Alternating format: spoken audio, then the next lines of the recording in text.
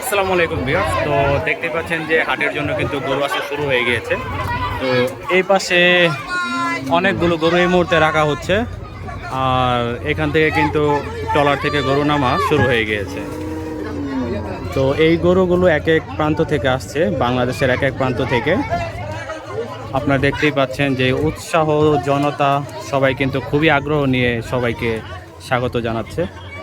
তো এটা হচ্ছে নারায়ণগঞ্জের ইব্রাহিম টেক্সটাইল মিলের বালুর মাঠে যে হাট হবে, সেই হাটের জন্য এই গরুগুলো নামানো হচ্ছে। আজকে প্রথম এই হাটের জন্য গরুগুলো নামছে।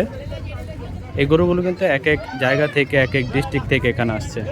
যেহেতু নারায়ণগঞ্জে হাট অনেক জায়গাতে, সেই হাটের উদ্দেশ্যে এই গরুগুলো কিন্তু এসেছে। তো আপনাদেরকে আমি দেখাই গরুগুলো কিভাবে আসলে নৌপথে আসার পর কিভাবে নামানো হয়।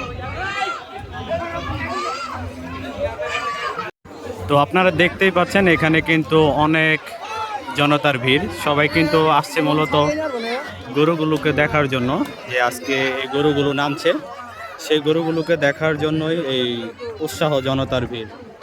অনেক মানুষ এখানে। তো আমরাও আসলে গরু দেখার জন্য এখানে আসছি। এখানে এই মুহূর্তে প্রায় 2টি জাহাজ ট্রলার রয়েছে, এখানে একটা আর এই পাশে একটা। তো অনেক মানুষ আশেপাশে।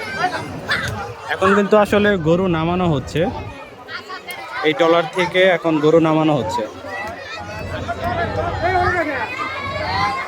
আর পরবর্তীতে এই ট্রলার থেকে গরু নামানো হবে।